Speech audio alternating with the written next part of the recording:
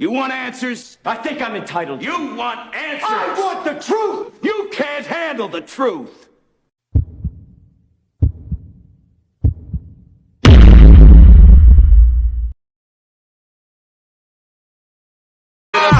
Perfections, ooh, Sin City, Montana, Coke Boys, ooh, we run the city, homie tryna keep up, ooh, they going broke, I'll finish your career, ooh, get a rope, Warning, warning, warning, warning. Dope money, ooh, That Montega, in the spot, getting guap, ooh, that's hard labor. in the club, popping bottles, Yeah, we blowing that sour. handful of real niggas, Rest of these niggas cowards. how you want it, How you want it? hands gun or the knife, Soon as your man see the barrel, he gon' run for his life, bullets flying. bullets flying. Hello, hello. This is I'm Red Pill in the Wind. We're in another Bleeding Edge Red Pill. I am currently your host. I'm hoping that hopefully I can get some other hosts in, because this is typically not my stream. My stream is typically done on Fridays or whenever I feel like doing it. I'm just basically holding down the fort till somebody gets in. Now we're waiting on Billy. We're waiting on either BillyTheGoat or whatever, or whatever type of the moniker he decides to claim. We are waiting either on Tico, Tren, or Baron Yam. Hopefully they'll be in here, but if they're not in here, within the next few minutes, we will definitely have to kick this one off, and maybe they can clean it up on the next one. We would clean up the thing on the next one. So, first things first, we're gonna do this in my fashion. How's it? Like I said, how's everybody in the chat? Welcome, D-Man. Welcome, JR, BillyTheGoat, Red Pill Dennis, or RPD. And things are going all right. I mean, I'm alive, so that's a good thing. I mean, I'm still walking a freaking lonely path, but yeah, we're just basically gonna do some idle chit chatting. Go to the goat coming in. I mean, I don't know. Actually, I'm gonna see if I can get this set up on Discord, or attempt to get this set up on Discord. Maybe I get lucky. Hopefully, somebody will come in. This is interesting.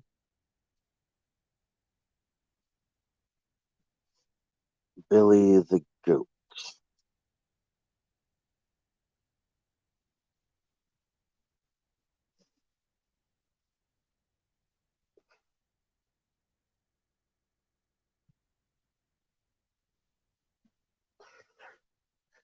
Yes, I sent a link to you, BillyTheGoat. I'm not sure if you got it. You come in if you want, but we're pretty much going to have to. Funny, I didn't even set up the whole StreamYard thing, but hey, good Sunday. Definitely a good day off for me. I mean, load ain't got to be there till Wednesday, and I don't have to start moving till like early Monday, maybe Monday morning, late. I could literally take a couple extra days, but because I got there and it has to be there Wednesday. Yeah, I sent you the link, Billy. I mean, check in your Discord. Check the Discord. Yep, welcome. Toad Goat. The Toad Goat. Yo. Yeah, we're waiting to find out to see if Yam or Tico or somebody else wants to join in. Somebody with your mix. Hey, I guess I'm doing this by myself. Hey, Hopefully, we're gonna give them about say about 5 more minutes, maybe 10. Start kick the shindig off. Well, hats off, credit to you, round of applause. You're holding the fort, you're holding the line.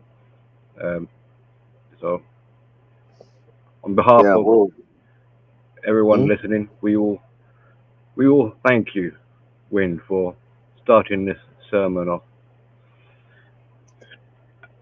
Hey, it's no problem. It's no problem. I mean, I mean, how many times is how many people actually? A lot of people like said, I just do my own thing. Typically, I would let Yam start off, but in a lot of ways, a lot of things are needed in this world. I don't want to get too deep into the topics until either the time elapses or Yam or Tico or both get here. I already called Yam. I might call I'm gonna call Tico, see what happens, but I highly doubt he'll pick up. But let's see what happens. Sure, man.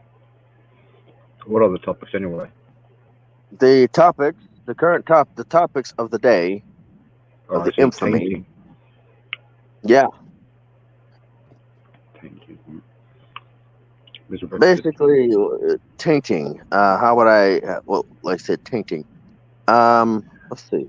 Okay, I'm looking in the description. I can see what it says there. So, misrepresenting or being misleading on or with the red pill, identity crisis.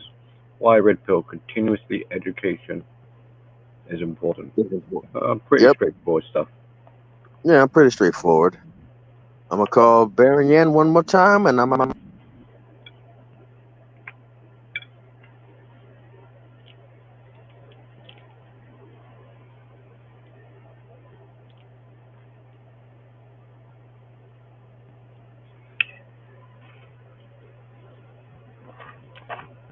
I can't hear you. I can't hear you. I don't know if that's just me or can people in the chat box hear wind or myself?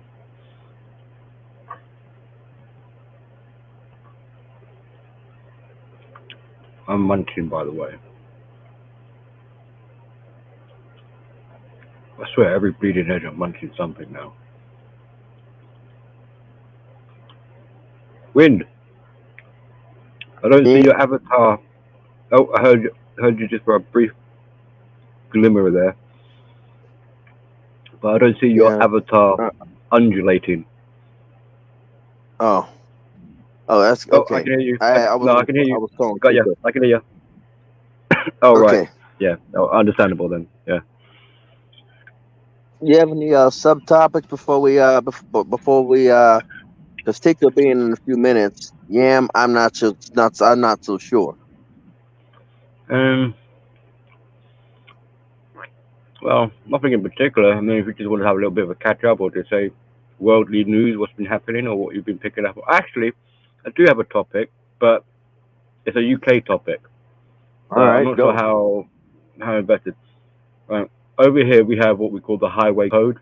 So that's, it's not really the law book, but it's the encouraged sort of, it's like one step before being law. So it's kind of like courtesy.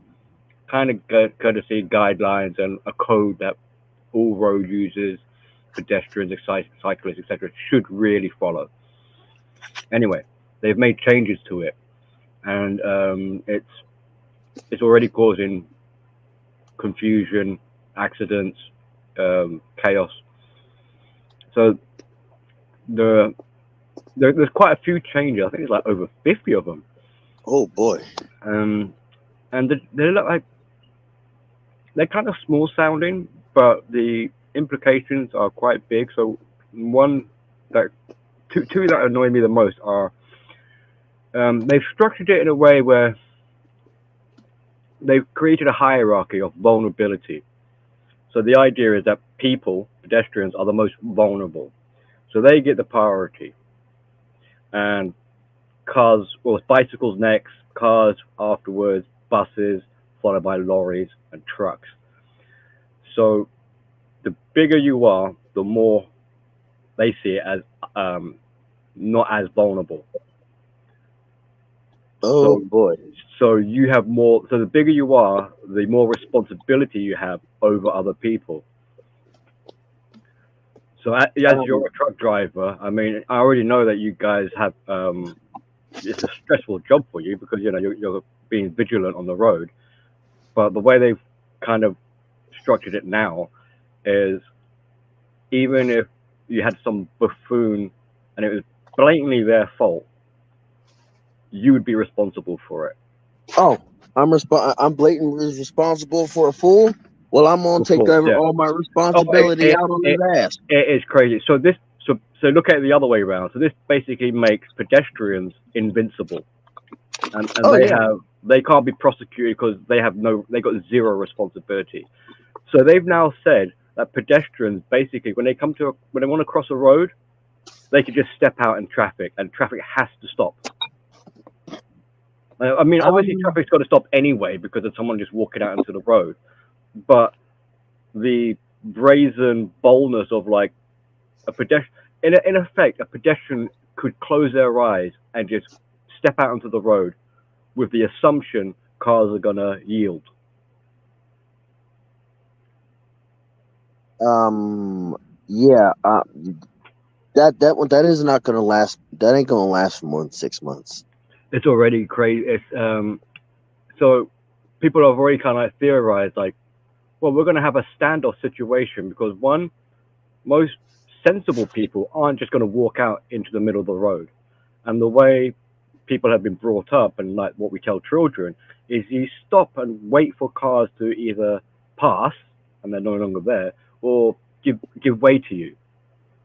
But the thing is, if a car has to yield, even if a pedestrian is giving way and says like, go ahead, drive on, the car's not technically allowed to.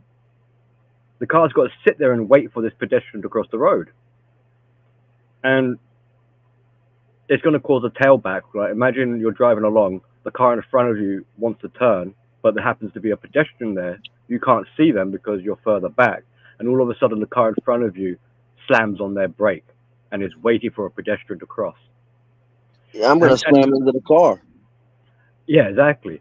So the amount of congestion, it's the knock-on effects. You've got extra congestion, more road rage, more collisions, more time being wasted, environmental smog, I suppose. It doesn't really bother me, but you could throw that in as an argument. All waiting for this person. And the thing is, they might not even be crossing. They might just be standing on the corner. So as a driver, you're meant to sort of assume and second guess, like, is this person about to cross? And if you think they're about to cross, even though they might not, you're meant to kind of stop because they might. So it's crazy. That's going to be more stressful. That's going to be more stressful. Yeah. And that's the pedestrian changes. So pedestrians are now invincible. The cyclist changes are like, when you park up your car, they want you to open the door with the arm furthest away, so that you have to basically twist and reach over to open the door. So that because your body's twisting, you're kind of forced to look back. Does that make sense? Do you have any fat people in your country? Oh yeah, plenty. So you're gonna have a fat person reach over and open their car door. Yeah. Wait.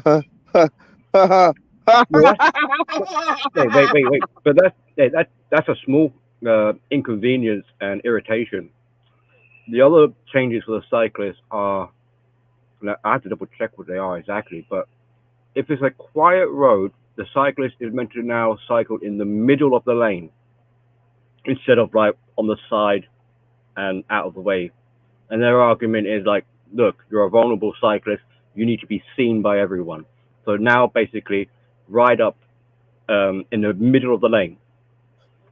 So if a car wants to overtake, instead of just sort of riding the central division, the car's going to have to quite literally be on the opposite side of the road fully to overtake a cyclist.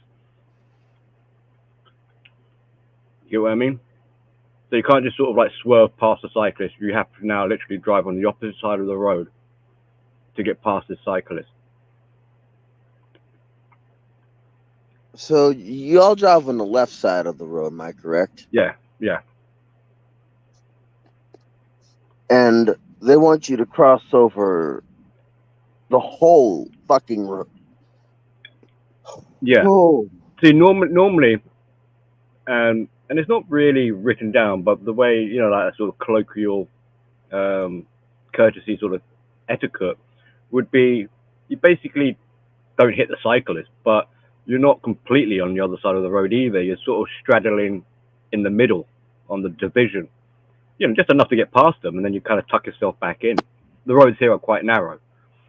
But now, because the cyclist is further out in the middle of the lane, you're not going to really be able to ride the central division anymore, because you'll probably clip the cyclist with your mirror. So you're going to have to basically move out. Just because the cyclist has to move out further, you're going to have to move out even further to overtake, putting you fully on the opposite side of the road.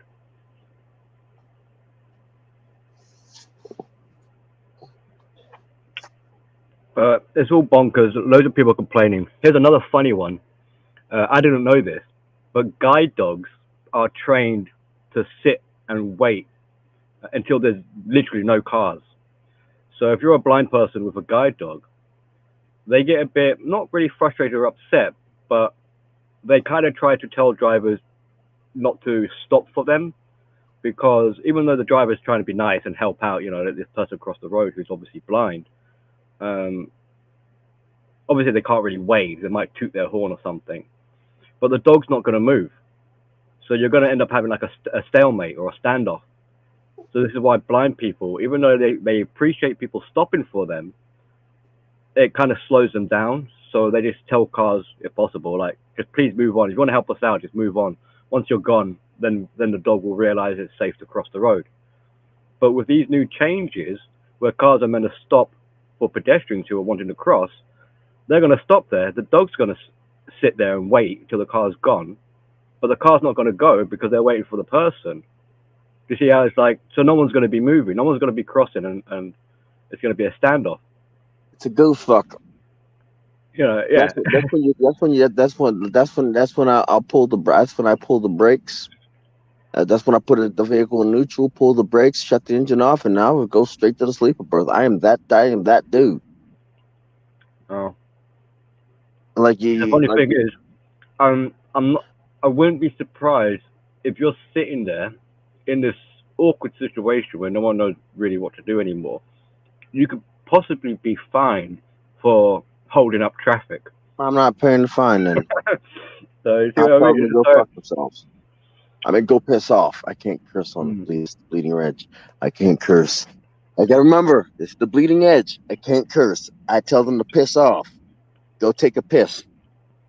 yeah. And it's Go just fly a kite. it's just weird. I mean, like, I'm not gonna tell my kid she's got immunity crossing the road. Like, I'm still gonna instruct her, like, you stop and you wait for cars to be clear. Don't be so bold and brazen. And there have already been reports of people who are abusing this privilege. So you got like youngsters, you know, they got a bit of attitude or whatever, and they got this superiority complex immediately. Now they think they've got the power to stop traffic. You know. Do you think this is what they wanted? They wanted a superiority complex in the public. This is all a game to some of these politicians around the world. I think this is. I'm beginning to think this is. The more I hear, the more that this is becoming a game to these people. You know, this is all in the name of safety, because when they look at it, it's like, oh, who are the vulnerable, and how many deaths are being caused a year? They're like, we can't have this. It's not about public safety. No, it's about transferring the responsibility. Yeah, it's about transference of responsibility and control and compliance. That's all it is. Yeah, because what they're telling the pedestrian person is you're not going to be held accountable for anything. You can be impulsive and just cross the road whenever you feel like, and throw caution to the wind. You can be a risk taker. This might be another way to try to get rid of vehicles. I mean, yeah, you know, yeah. They're constantly trying to irritate the driver. But imagine how many false claims you could get as well, where people are crossing the road and they just throw themselves on someone's bonnet, or literally step out last second where the car had no time to hit the brakes. Right, and you know what? And imagine what's going to get done around the country whenever when you don't have drivers, Yeah. bus drivers. Well, you got the AI, the robot drivers or something like that. Man, they're just one keystroke away from being hacked. Hey, have you got that? I've been hearing a bit about the truckers protesting. Is that anywhere near where you are? Not yet, but they're coming down to They're probably going to be in Washington pretty soon.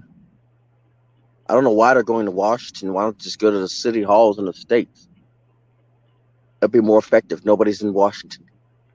You hold up City Hall. No point. I mean, if you hold up City Hall in the states, like the state capital, you go to the state capital, it'll be a lot more effective. We got enough truckers to cover. We got enough truckers in the United States to basically hold up the state capital. I mean, every state capital. Yeah, even that. The United States. I've already heard of the initial trucker blockade. Mm-hmm. It's something like there's about 30 people there, or 30 truckers, and it's effective. All we have to do is stop delivering for the government. You know, stop delivering their equipment, stop delivering equipment for the government, stop delivering equipment for the military, stop delivering food to the White House, to the Capitol buildings, and make them have to get it. Make these congressmen have to get out and buy their own shit. Yeah. That's all we have to do.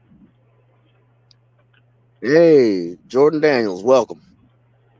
Like I said, all we have to do is make these congressmen buy their own food, buy their food. Stop having them go and get this stuff delivered. Stop delivering stuff to the White House. Stop delivering stuff. That's all we got to do. It's real simple. It's real easy. You don't deliver to the White House, they get the point real quick when they have to go out and spend money. You think that could filter down to like the loaders and the warehouse staff who load up the trucks as well? Do you think they could join in? I'm gonna show you a little. Yeah, I mean they got a job. They got a job to load the trailers. I'm gonna show you a little something that we truckers have. We have this thing called a Qualcomm. Right.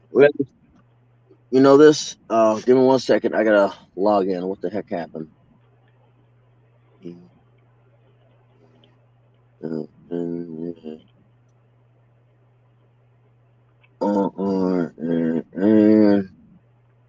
Like we got this thing called a Qualcomm, and this Qualcomm does this wonderful thing. What are you talking about? There's topics in the topic. I know. I was waiting for you to come in. We didn't want to bleed in. You could have started it because Billy's the focus of the show, so you could have started it without me. Yeah. Oh shucks. Yeah, we're still having a good conversation about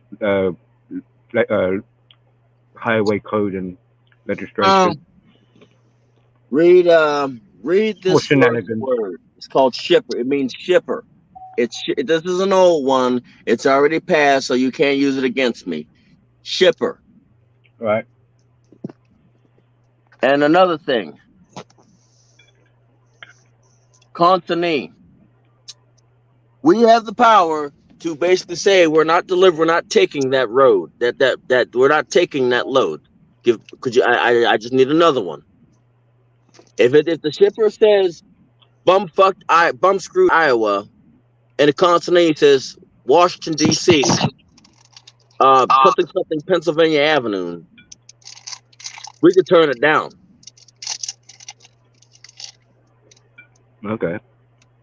We could literally turn it down, or something along the lines of the shippers that lead to the White House, the state Capitol building. But Is that what you just said there? That information, is that only really within the trucker? Like, would the average Joe know about that? Shipper, they would know. No, they probably know shipper and delivery spot. They probably they wouldn't even know. They don't know what the constant is. Right. Yeah. So the people doing the blockade, I mean, they should put those.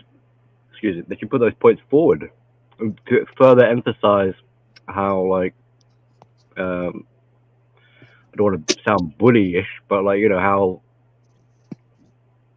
they hold all the cards, really. You know, like you say, like they can make the whole country come to a standstill. You don't need to make the whole country to come to a standstill to get a point across. You really don't. No. Yeah. You just Right, got to basically stop delivering to certain areas. Yeah, even that one blockade of 30 people has made a huge, you know, kerfuffle or whatever, a huge problem for that area. Alex said, I guarantee you, you stop delivering to Washington, D.C. or any of the state capitol buildings, them congressmen will get the point when they have to go out of the security of their little building and buy the stuff that they need. Not very congressmen go out there and go to your local Piggly Wigglies or your local Kroger's or your local Giant Eagles or your local freaking line food line or something like food line or food land or something. Not very many congressmen are going to do that, but the ones that don't do it, they're going to feel it the most. Yeah, well, even the ones that will do it, it'll be such a inconvenience for them and a logistic nightmare that, well, they'll either have to adapt or find someone else that can do it for them. Right. But either way, it's, you know, it's it's a level of inconvenience and expense at their behest. They don't want to put their house in the security in the hands of Grubhub, DoorDash, and whatever. You know. But am I right in understanding this is all because of vaccine mandates, not necessarily because of rights or pay? Hold on.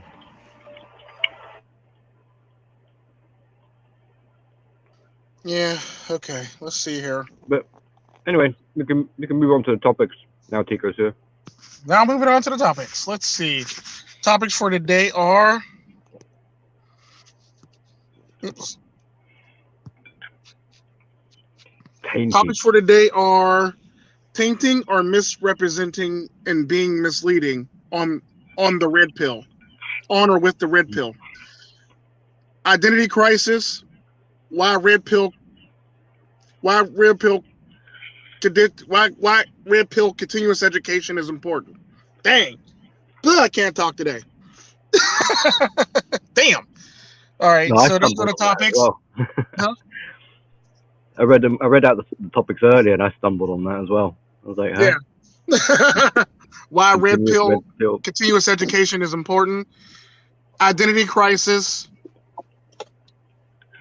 Tainting, misleading, or tainting, misrepresenting, or being misleading on or with the red pill, or the topics today. Yeah. You said I read the topics earlier today. I kind of figured you would. That's why I put them up earlier. That's why I had somebody put them up earlier, basically, so you could actually read them. Yeah, apparently you can't speak today, Tico. Maybe you might want to try speaking in Spanish. Whatever, smart Alec. Already did a Spanish show. No. But yeah, those are the topics. I'm trying to gather more people just in case they want to pop in eventually. Trying to figure out when we're Slippery. No, I don't need Slippery for this one. I wonder if Gruda Ghost is done. We'll send Gruda Ghost an invite. Alrighty. So what I called Yam, he didn't pick up. Yeah, I kind of figured. What happened? I don't know. He was supposedly going to go work out or something like that, but I don't know what happened after that. Some chick probably scooped him up. I highly doubt that. I mean, that doesn't necessarily mean some muscular chick probably just picked him up and said, "You coming home with me?" Okay, right. Anyways, back to the actual topic. We won't get too far off topic here. Right. Which one do you want to start off with, Billy? The order you mentioned it is pretty good. From Tainting, or maybe start off with the misrepresentation, misinterpretation, the many definitions of it, that kind of angle, and then you can maybe go off into the how people intentionally are tainting the name, or I'll let Wynn do the definitions. Do you like the dictionaries? Dictionaries. Oh, the definition of the red pill? No, definition of misleading.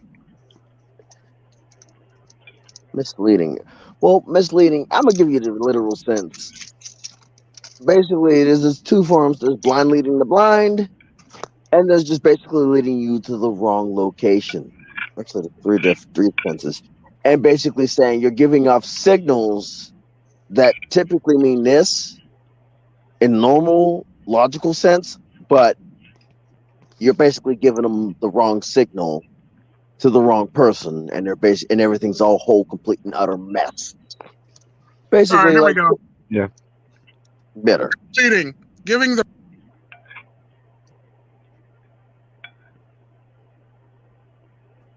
Yes. I think it might have cut out. Tico, you there? Me? Hello? Oh yeah, Yeah. we can hear you now. Given. Oh dang. English, please.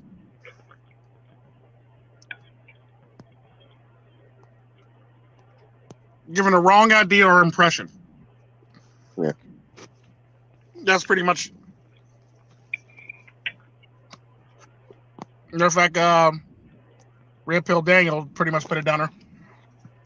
All right, let's start with that topic. Yeah. Well, Now we could start with the innocent angle. So someone who's a bit naive, uneducated, or I'll go for the naive. Wynn already said that kind of with the blind leading the blind a little bit. Yeah. I'll go out in a naive, because at one point when I came into the red pill and MGTOW, or Bill and MGTOW, I was naive. Like, I came in, I was being led down a path that was basically going to continue to be me being in an angry stage, and a part of that is because I was young to MGTOW, new to the red pill, and I had literally just found out that everything that I was taught was either obsolete or on its way out the door. And I was angry because I didn't know where I had to latch on to something. I needed a new mentor. So when I finally looked up to somebody, they were literally leading me down the path of where I could have basically lost the support of all my family. Because if it wasn't for the fact that I took a step back and I literally reevaluated everything and literally remember that all the women in my family are supportive of all the men. We're all supportive of all the men in the family, brother, sister, mother, father, grandmother, grandfather, and all those other things. I could have lost that back. Yeah. So I could have lost that back. And I think a lot of people in a similar sort of situation, especially when they're young, so they tend to want to look for a role model or a good example or someone to sort of enlighten and educate them. And really, they shouldn't, as we all kind of know, like over time, you shouldn't really hold on to or look up to any one particular person. So there's a bit of a cautionary um, lesson for newcomers or people who are new to the philosophy to be careful who you aspire to. And Right. so you've got a couple of different dynamics. You got that individual's own chemistry of psychology, like their own psyche that they're structuring. You've also got the characteristics of the person they're trying to emulate, and you got the wider community's messages or lessons and examples, etc. So no fault of the individuals of their own, really. It's like in some ways it's no wonder they're gonna get the wrong idea or get the wrong interpretation. It's not a surprise that there's going to be a lot of confusion, and I think not only is it like when you're saying like the blind leading the blind, but it's also, well, I was going to say like blind leading the blind in the dark, but if they're blind, they wouldn't really know that, would they? So, but you get the idea, you get the point. It's no wonder that there is a lot of confusion, a lot of people's definition, and as another element where maybe it's a bit of bravado or something like that, but people, once they get a sort of sense of what they think is the right way up, there is a tendency to want to start dictating to other people, like, hey, I know what it is, this is how it goes. You get this with a lot of youngsters, like little teenagers trying to give you lifelong advice. It's like, well, man, you're a kid, but that's partly, as we should already kind of figure out, is they're trying to reassure themselves and build up their esteem and have some confidence, so they start preaching to other people what the philosophy is, and that's something that we'll have to be careful with more newcomers coming to the philosophy, and as time progresses. If we think we've got it bad now, wait another couple of years, and who knows what people will be saying about the red pill. You have blue pill people now calling themselves red pill, for example, and the mainstream are trying to, what's the word, when like appropriate, or they're trying to claim the red pill and make it into like a trendy pop culture kind of thing. But that's sort of stepping into the tainting part of the conversation.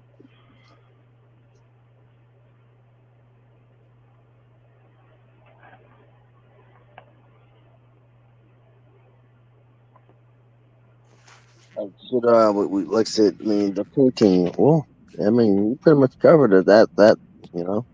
Well, the tainting we can expand upon, because you get some people who are intentionally trying to subvert the red pill, and they're deliberately either trying to dilute it or mutate it or corrupt it or whatever. And they can come from like the feminists trying to do that.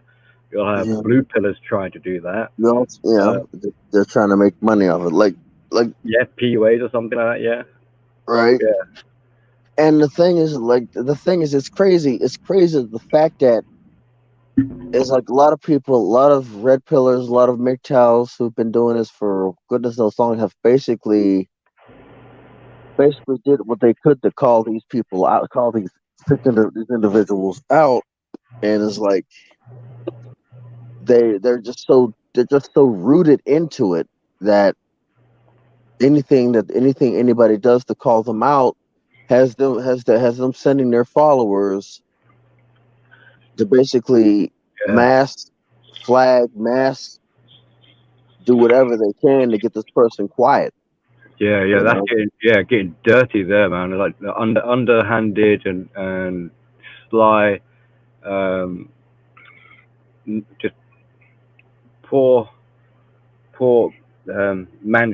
What's the word? Like, like you're not being very gentlemanly about, when they start doing that kind of stuff. Right, and it's like they just send these people to basically discredit you, so that they can either keep you, either A, shut you down, or B, basically get to the point where people start jumping off of you to get onto them, so that they can basically, they taint it either A, because, well, like Billy said, money, like to make money off them with the PUA community. Like Billy said it, pretty much said it the best. Well, there'll be loads of reasons. Maybe it might even be some juvenile reasons why. Like maybe this person finds it hard to follow the red pill philosophy, and gets upset when they bump into authentic red pillars, so attacks the red pill in order to make themselves feel more valid or something, or better about themselves. Like a lot of these people who basically talk crap about MGTOW and the red pill. Yeah, They can't follow it as it's said, and they can't follow the MGTOW as it said, or they can't follow red pill as it said. So and they come up with another pill to try to counteract it. Oh yeah. So yeah. Like, oh, I'm not a red pill or a black pill. I'm a gold pillar or something, I'm or gold I'm a pill, platinum pillar, or something to that nature. And he's like, oh man, it's like, okay, yes, you're a special snowflake. All right, thank you. You know, I'm beginning to. I used to toy around the idea of like the Skittle pills, colors of the rainbow, but now I'm thinking a lot of people want to be like Tutti Frutti and just a mix of all of them at their convenience. You know, if you mix all the colors of the rainbow, you turn to brown. It just turns brown. I just solely watch Steph is Cold from now, just because he cuts right to the point of what men need to focus on, like aside from all the shit from like all the red pill talking points. All right. Just get on your shit, and if a woman comes along, dig until she buff, if you want to, and then heck, it's up to you whether you want to go forward or not. Yeah, there's a lot. It's like the whole philosophy and the idea, the concepts, kind of get minimized or brushed aside in favor of the bickeringness or the feminineness of what these pills mean. So people see, or a lot of people, I'm not saying names or anything like that, but they seem more focused on trying to point fingers at people than actually getting on with the philosophy. The red pill and the MGTOW philosophy has been completely subverted since COVID started. It's like there's literally no point to even like talk about it as much anymore. Like I kind of just took a step back completely. I mean, you can't even find my channel anymore because I'm moving on to bigger, better things in my life because like the truth doesn't benefit me anymore. I found the people that I connected with, and that's it. It is what it is. Right. Yeah. Well, that's another aspect where it has been said before, but I think it kind of gets lost in conversation or drowned out with other issues. But the idea that you're saying, like MGTOW or red pill, shouldn't be the final step in your journey of life. You know, there is things or stuff beyond that. Just live your fucking life and just enjoy it and stop living in fear, for God's sake. Just know how to navigate the matrix. Yeah, to some extent, yeah. And to a large extent, and because one of my sort of arguments would be like when people are too focused on a label or attachment to a banner of virtue, that causes a problem because people overcomplicate the simplest things, and you wonder why people suffer so much from all this unnecessary adversity. Yeah, but then again, I guess it is necessary because sometimes it takes these lessons to become who you are. Well, I mean, I sure as fuck had to go through it. But sometimes some of these people, they're living for that conflict, so they actually want there to be no they don't want a definition, an ironclad conclusion. They like having these moving goalposts so that they can have these. Well, that's not problem. Basically, because the neat thing about a lot of their talking points is a lot of them can be so vague where they can just basically not have an end goal.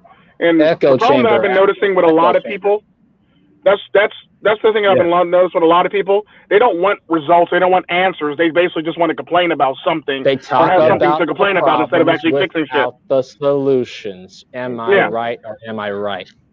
Yeah, like I'll lay out solutions for people, but then they'll be like, well, no, or ooh, or that's just stupid, or I don't feel like doing that, or I want to be authentic. Okay, look, you complain about this shit. When I give you answers for this shit, now you want to complain some more about this shit. That's why I like Steph is Cold. He's just super chill. He's like leading by a fucking example. He's not fucking red pill raging. He's just like, I'm just gonna do me. Like whatever comes along comes along. You motherfuckers keep complaining about something you don't have because you're not one within yourself. You feel like you're not complete. And that kind of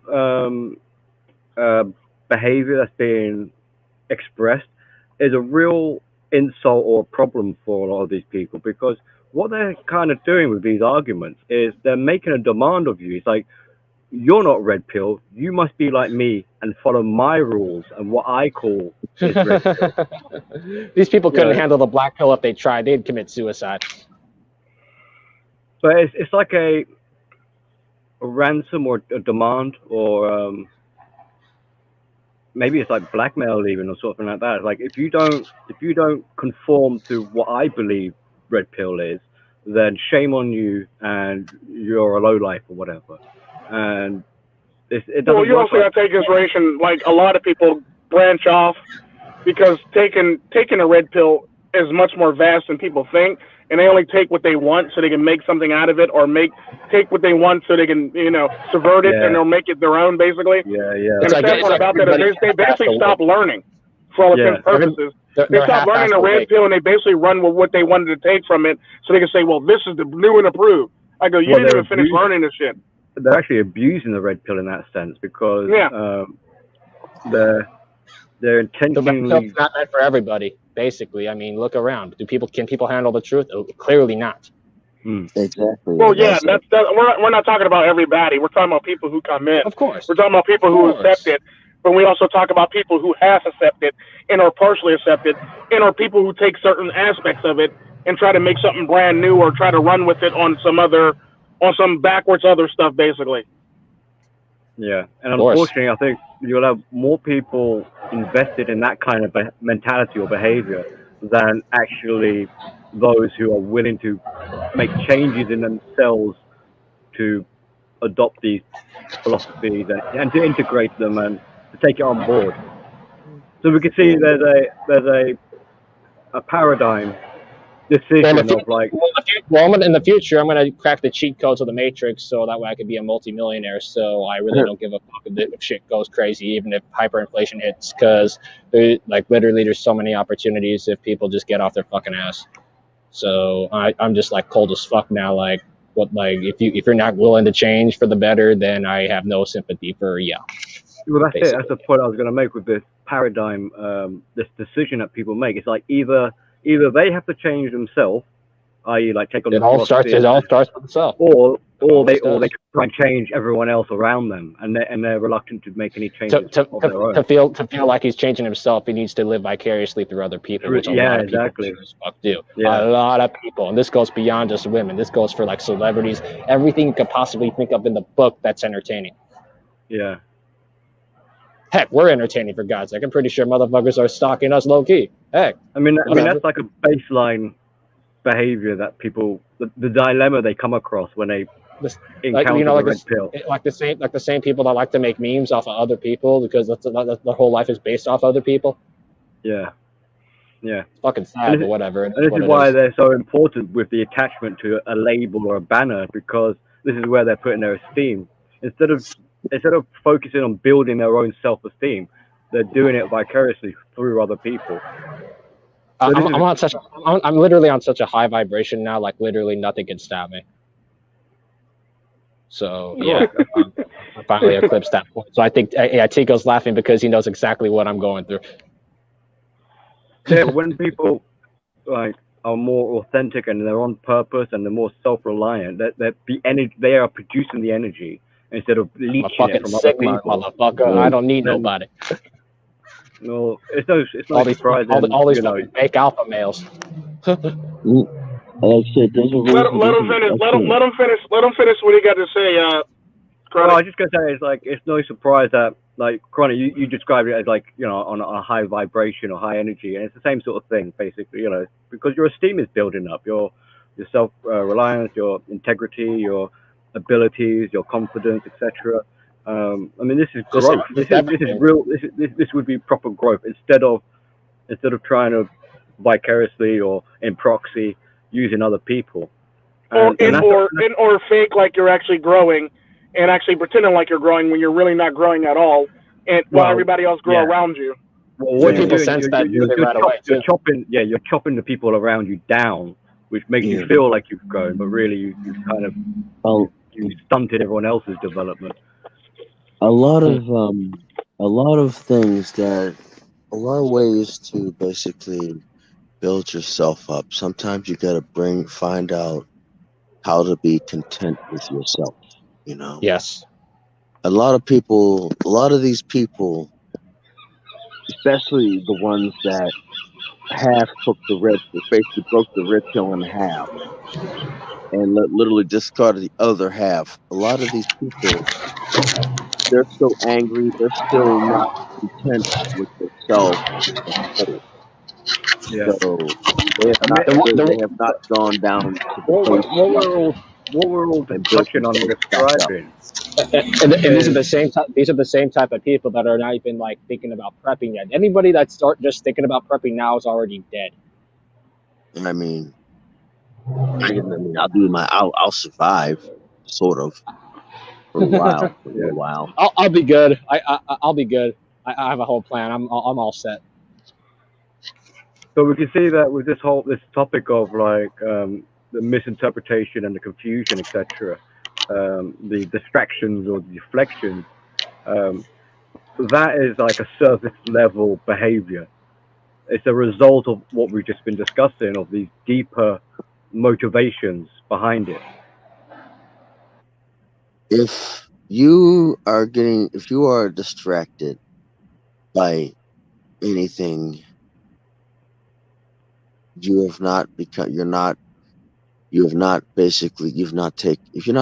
you're basically distracted from your own purpose, you literally haven't accomplished anything. That's right, man. Like For if yourself. you're caught in battles and arguments and nitpicking and things like that, I mean, where's your time being spent? It's being wasted. It's being squandered. Yeah. Now, I mean, some they might not necessarily realize they're doing it, but I suspect a lot of people subconsciously are intentionally trying to waste their time in that way. They want the distractions, they want the fighting, they want the disagreements, because otherwise, it's a lot easier to have a fight with someone than it is to put yourself in order and in a line and do the hard work, the inner work, or whatever. And maybe they're not capable of doing it, or maybe it's too frightening for them to do it, and this is partly one of the reasons why they might then look for the distractions. But either way, all of what we're discussing, it shows a clear division of those who are willing to work and look within and self-improve, etc., control their own life, and those who, for whatever reasons, choose not to. And then you got the ones that choose to actually manipulate everybody to do the work for them. Yeah. Well, that would fall into that sort of like they choose not to. So basically, it's like a subcategory. Like it would branch out into either they are lack of awareness, either they're predatory, either they're trying to exploit, either they're trying to get someone else. Or scavengers. Or like live off the back of someone else, or that'd be parasite if you're living off the back of somebody else. Wow. Or piggybacking is what they refer to it as. Yeah. Well, it's like jump on the bandwagon as well. Yeah, there's always people like that doing stuff like that on a regular basis in the red pill community, in the MGTOW community, as well as like every other community around it. And the sad part about that is I've always found it funny when we get these emo black pillars that roll in and they want to say, well, debate this person. Then I email that person to debate that person, and that person never shows up, or that person never comes. Because the sad part about that is a lot of times the emo black pillars, not the real black pillars, the emo black pillars, all their stuff is based on emotions and their past failings and the fact that they don't want to do better with themselves. They talk about doing better, they talk about looks maxing, but they never quite ever do what they need to do to actually do the proper stuff or do the proper legwork to do what they need to do to make themselves lives better. Yeah, when I was in the infancy of joining the sort of red pill manosphere community kind of thing, I had a few people, I forget who they were now, who were encouraging me to try and roast people. You know, like, oh, you should do a video about this person and roast them, do a psychoanalysis on them. And I was like, nah. There's already, I mean, at the time, Mr. Elite was doing quite a few roasts, and it's just like, what's the point? It's not my forte or whatever. Like, it's not really. It's a distraction from what my purpose and what I'm pursuing. I'm just at the point now. Like, if you want this extra knowledge now, like I spent a whole year doing it for free, like, and beyond. If you watch my shit, so now it's just like, if you really need this knowledge, pay up. I mean, of course, like we're tight. We're our own group already, so it don't matter. Like, we could exchange knowledge anyway. But you don't get what I'm saying. Yeah, but when it comes down to it, it's one of those things where you have to basically overcome a lot of that stuff, or overcome certain impulses and urges to do stuff like that. Because the sad part about that is, I've always looked at it like case in point, I was talking to Yam the other day, and he was asking me about why I never really do reaction videos. I go, we got like 90 other people who do reaction videos. It's totally unoriginal. Like, it's pointless. Why would I want to be in a group of 1,000 people doing reaction videos or something like that? Why would I want to be different than the rest of them? Yeah. Why would I want to be in a group of people who are doing like roast videos? Like, it's pointless. It's like you're really going nowhere, and it's basically like you're just copying everybody. You're copying, pasting everybody else's style, but making it your own, and you're basically doing that. It's like not my style, really. To put it simply, most people are children. Even a lot of men are. I mean, if for some reason someone came after me like on a personal attack level, then yeah, maybe I might rebuttal it, or engage in a roast for that. But if there's someone that's for all intents and purposes like a stranger, then I don't see the point really in me roasting them. Like, going out on the most valuable thing you have is time. Well, right now I'm on a work break, that's why I can talk to you guys, but yeah. Yeah, but and the neat thing about that is, like, now that you said that, Billy, I typically do response videos to people who do stuff like that to me as well, and I usually refer to it as Let's Talk Facts. And the sad part about that is people actually like those videos for some odd reason when I do those videos. I like the MAGA Man one you did where you're telling him to kill himself. Yeah, but there's a bit more of a... Yeah.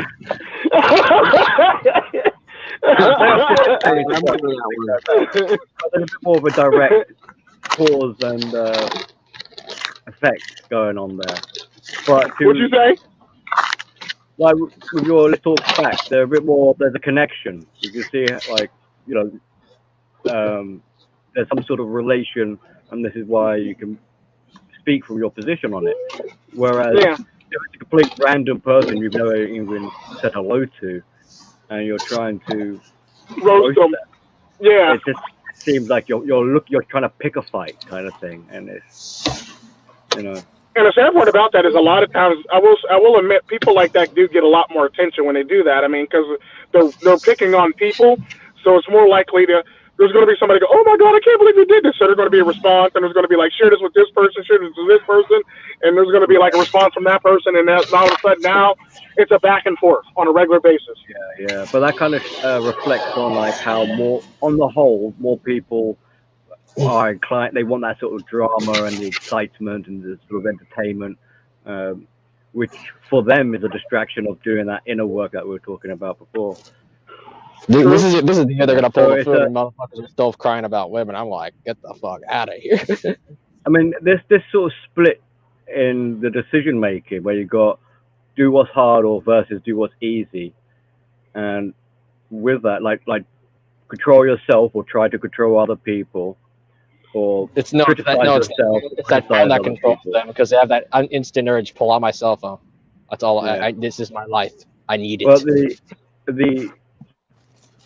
the hardest side, the self-development side, is more long-lived and more rewarding and gratifying, whereas the impulsive distractions, drama, picking a fight with people is typically quite short-lived and not very rewarding afterwards. It might be exciting for that moment in time, but afterwards they're looking for the next kind of buzz or whatever, the next sort of thrill.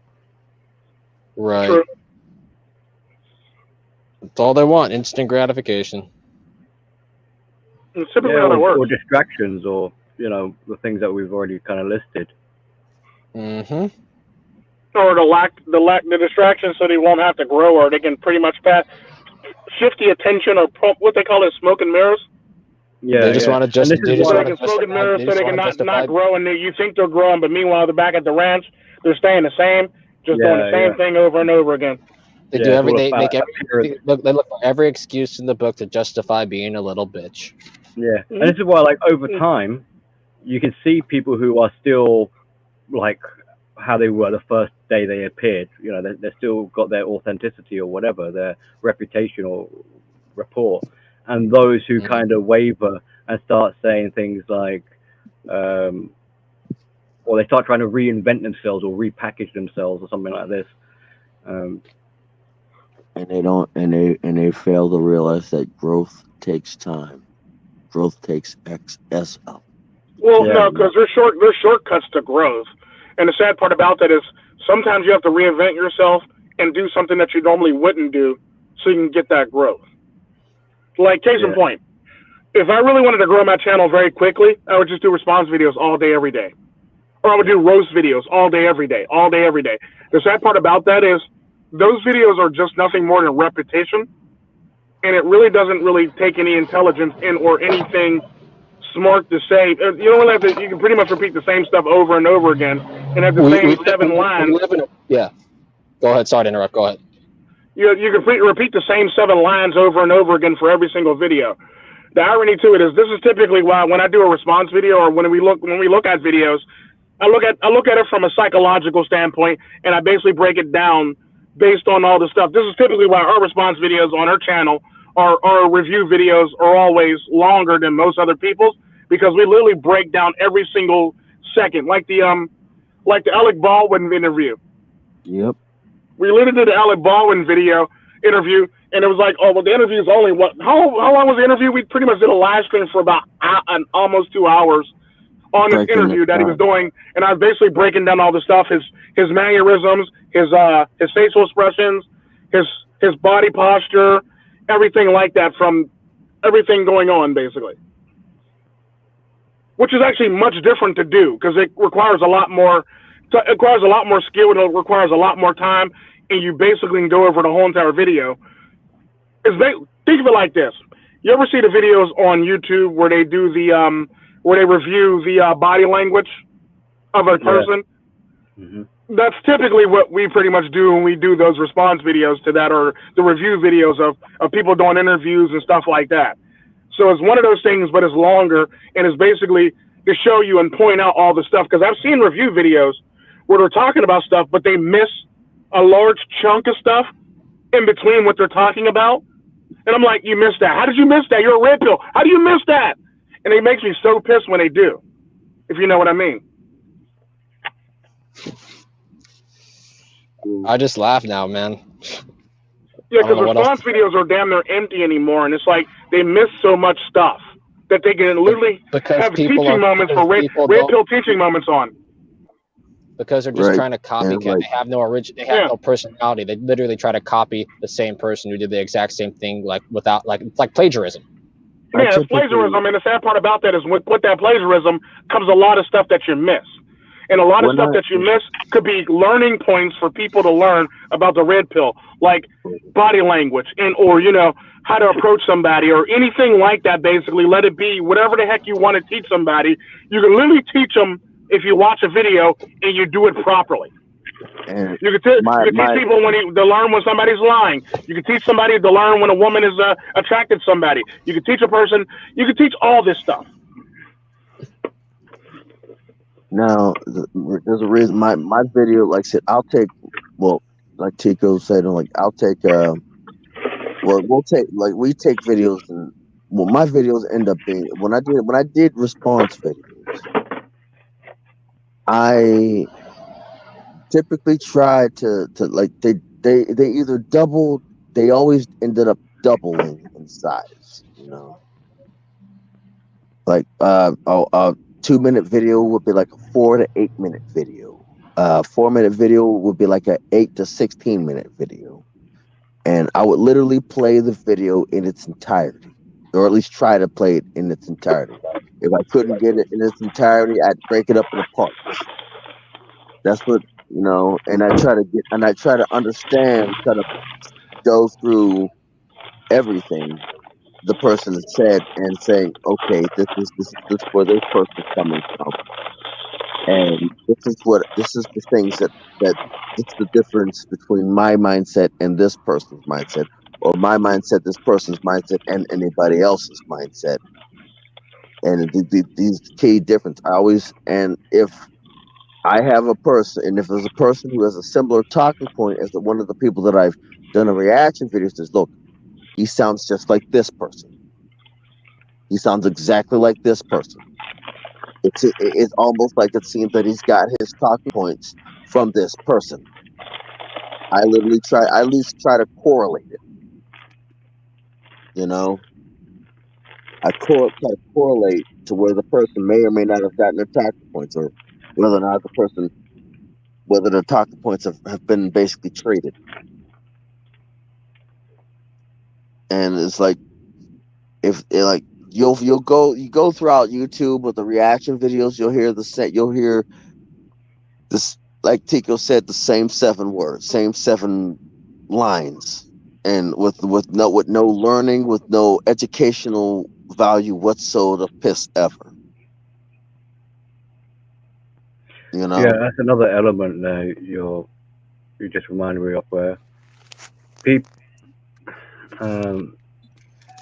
a lot of people will know they'll know what to say, or they'll know about the talking points, but they have a lack of understanding of these talking points. So it's kind of like parrot talking or empty words.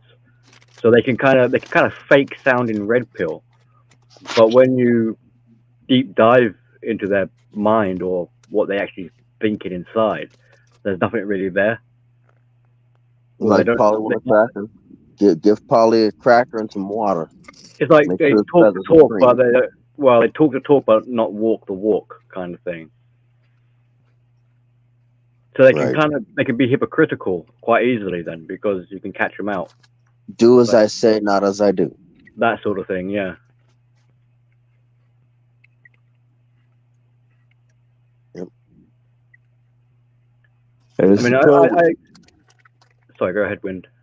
As a problem for me, my problem with do as I say and not as I do is when you're a red pill and you've been in a red pill for so long, regardless of subscriber count, you could literally been in a red pill for like 10, 20 years and still have 1 subscriber. Yeah. But the thing is like, as long if you're, but the thing is like, the people who are actually walking the walk and talking less of the talk are not the ones that are going to get are not the ones that are going to get shown, because they're not the ones causing the drama. Well, they're not the ones causing the problems. Well, the ones who make the most noise usually get noticed, isn't it? So, yep. And also it kind of reminded me of what Tico said before, because when you said they talk the talk, but not, do as I say, but not as I do. I mean, Tico, that's what do we know about parenting? That's a load of BS. It's lead by example. Exactly. Yeah, very true. That's my leadership. You have to lead by example, because if you don't, then they'll basically pick up the same behaviors that you do, and then transfer it into their adulthood and take it with them. And they basically don't do what they basically do what they see and what they learn in their environment. Yeah, and this is kind of the point of red pill philosophy and this whole community and things like that. It's meant to be like parenting, and we say like educating and bringing awareness, but really we're trying to raise up these young men, or even whoever, like young-minded or new to philosophy. They've got a young mind. So biological age doesn't really factor in. It's their level of mental maturity that's important. But with the sharing of knowledge, the idea or the hope is we're bringing up people's mental maturity. It's not just about trying to make you more streetwise or more of a critical thinker. This is actually about maturing your brain, your mind, and so that the person they can then self-parent and apply the tools to be able to self-improve much more effectively.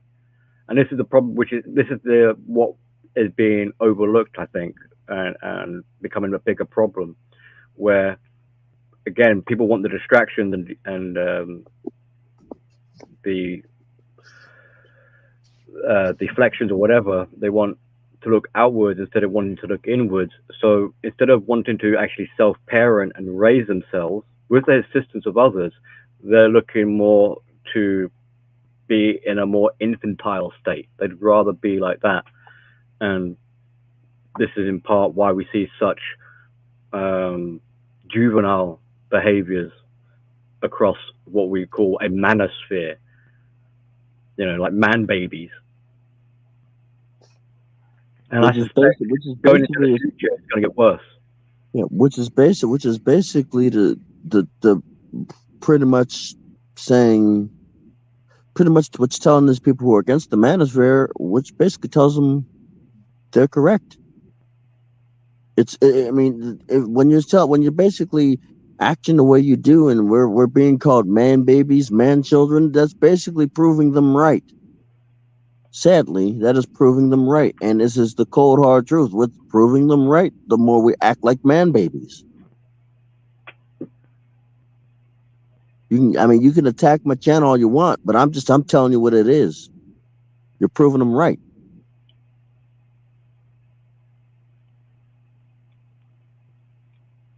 And that's the sad part about it. People don't realize that they're doing it, or they have this closed-mindedness, or they have this nearsightedness about it, that they don't realize the bigger picture. But then they'd be the ones that turn around and say, I don't understand why they're calling this a terrorist organization. I understand why they're calling this a gang or a group or all this stuff. It's a philosophy. If you're acting a certain way, you got a bunch of people acting the same way, and they go off and do your bidding, you're technically a gang. It'd be no different than, trying somebody on a RICO act. They're right at that point. You're just proving them right. Yeah.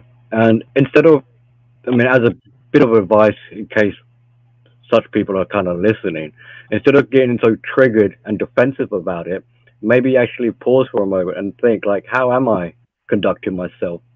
Am I actually acting like a man baby? And that's why I like the Jordan Peterson example. I don't think it actually comes from Jordan Peterson, but I heard him mention it. Whereas, you keep your friends close, but you keep your enemies closer. You're like, it's valuable. Having enemies is a good thing, because your enemies will tell you, people who don't like you, will tell you things your friends won't. And that little bit of information might make the difference for your improvement or your understanding, your insight or whatever. So if someone that you don't like turns around and says you're acting like a man baby, pause for a moment, actually think about it, like maybe they're right. True. And there's nothing wrong. I wouldn't just say maybe they're right. I would just basically review your character and review yourself at that moment in time. Yeah, so you can be a better version of yourself, basically, at that point. Yeah, so don't totally just write it off and disregard it as like, this person just insulted me. Maybe they did, but maybe they're talking out their backside. But yeah, like you said, review it, consider it, contemplate on it.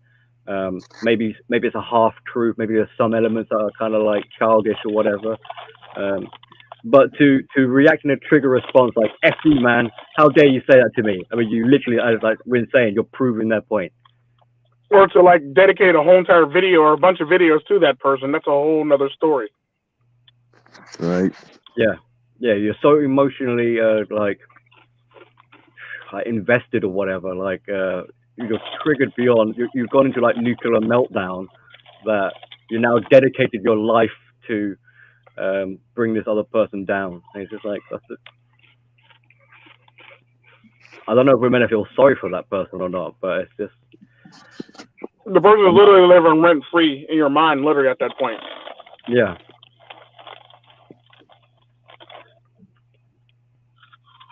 Right. And it's the sad thing.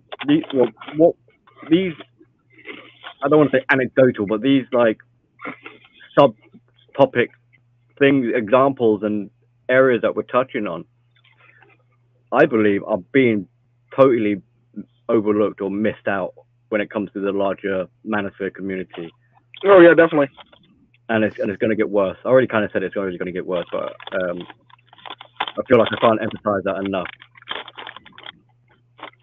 Because as more people, and as Tico will know, like, you know, as they struggle, they kind of accumulate extra baggage. They kind of have a gravity about them, and they start either pulling people into their world, or they have influence in their world, the other person's world, and it starts to spread like a contagion. And the people who are actually a bit more on path with the inner work get quieter and quieter and more disconnected, because they're like, well, I don't know what's going on over there, but you know, I'm just gonna keep low and keep quiet and mind my own business, sort of thing. And then as we were saying also, so those are the ones who have like small channels. They've been around for a long time, but they've got a small number of followers or whatever, and it's the lunatics. Well, I don't want to say lunatics either, but the more expressive, who are got such a huge following and loyal. I mean, it basically starts entering like cult-like behavior. All I can say is don't drink the Kool-Aid. And this is meant to be about, you know, finding, like, having some individualism. This is about you being a person, an individual, making your own mind up, making your own decisions. And here we have a whole bunch of sheep in the manosphere, like who aren't like newbie. Well, I mean, you know, you can kind of be like, fair enough, if they're a newbie, they need guidance. They're going to have this sort of sheep-like tendency to want to either attach to another person or be compelled by another person, you know, drawn to them. So you can kind of justify a newcomer acting a bit sheepish. But someone who's basically their whole red pill existence is slipping further into a cult sheep, absent-minded, loss of individuating. You know, this is the opposite of what the philosophy should really be about. I mean, that's basically very true. That's basically a blue pill. That's basically a blue pill wearing, or like a wolf wearing a sheep's clothing, but it's like a blue pill wearing a red shell. Yeah. You basically, the goal is basically getting your goal is to get your autonomy back. Your autonomy, not his autonomy, not that dude over there's autonomy. Your autonomy, not their autonomy. Your autonomy. Yeah. You're a person. You're basically personality. You're basically finding or rediscovering things that you like, things that make you you. You know, you're basically finding yourself again, or basically finding yourself in general, whether it is again for the second or third time, or just for the first time. You basically have to find your autonomy at what makes you a man, what makes you you. Back in the day, it was the only thing a man had was his word and his balls. Now it's like they don't even know what makes a man in this day. And the thing is, like, we men have had to learn to adapt for eons upon eons of situations. Yeah, basically, and that's, you know, I mean, it's kind of funny because you love women who will be like, they'll try and define what a man is. And instead of men being sort of like, they can say whatever they want, you know, I recognize myself as a man or whatever. Instead, they get defensive about it and start attacking these feminine claims or definitions. And in doing so, don't realize that they're actually giving the feminine definition credence. They're actually validating these women because you're playing into that sort of game where it's like, well, no, it's not. You don't have to be 6 foot to be a man, or you don't have to be a 6'6", whatever it is. So, instead, the man doesn't realize they're playing into this game. They think they're defending themselves, but it's like you shouldn't need to be defending yourself. Instead of saying that when a woman's saying like, this man has to basically do this, that, and the other, Okay, instead of doing this, instead of saying this, okay, that is your definition of a man. I support your decision. I'm going to do what I do over here, and I wish you the best of luck, and I hope you would wish me you. I hope you would do me the same. Yeah, yeah. I mean, it's like Basically, yeah, just exactly. It's like if she's looking for a man that fits this criteria, well, then fine. I don't fit that criteria, whatever, or I'm not even interested. Doesn't even if I did fit that criteria, we're not going out on a date kind of thing. So you boo, or whatever that phrase. you you do boo. you, boo. That was funny as You do you, boo. that. That is funny. You do you, boo. I like that one. Good one, Billy. Good one, Toad. You do you, boo. That's a Hanging good around one, too being dang. feminist in the ghetto, like. And No, then he the thing didn't. is using their own lines against them. You do you, Yeah. boo. He's dropping his daughter off at school when he heard that one. Yeah. Isn't it funny some of the stuff you pick up from some of the stuff that they do and say when you just listen to them long enough? It's like, oh, see, Man, that was used when I was a kid. You know, hmm dang. that's the neat part.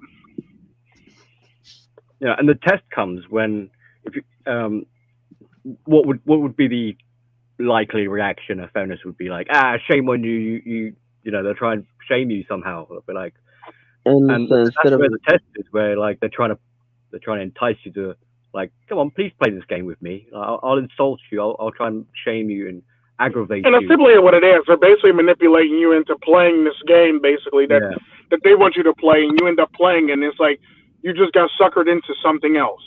It's but kind of you like what did I not. say about trolls. When you let trolls get to you, you basically are tethered to the plantation by Right. trolls. The same thing goes for people who like to pick on you, rip on you. It's the same. It's all shaming tactics in the end.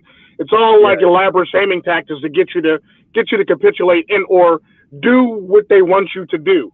And the I sad mean, part about that is a lot of men in the manosphere fall for that okey doke style. yeah. I do love. I I love. mean, that's the embarrassing part, really. It's like these are meant to be men who consider themselves sort of alpha-ish sort of thing, like leaders of a pack or whatever. They're taking their lives back into their hands and etc. They're stoic or whatever, But the and they question don't is want to this, be on the good though. plantation, but there they are Then are having a then are being led around by a leash by a bunch of women and trolls, yeah, basically. And yeah. for me, it's like I got some even raggedier clothes that I'm just waiting to freaking try on. You know, for when somebody says, "Oh, you look like a homeless person."